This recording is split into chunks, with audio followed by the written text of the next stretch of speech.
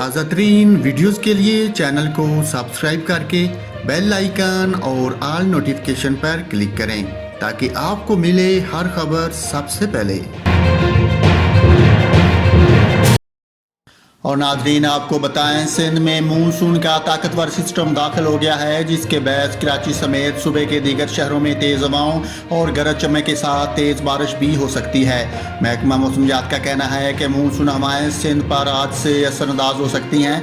महकमा मौसमियात के मुताबिक कराची में आज मतला जुज़वी अबर आलूद रहने और बूंदाबांदी का इम्कान है, ताहम तेज़ हवाओं और गरज चमक के साथ कहीं कहीं तेज़ बारिश भी हो सकती है।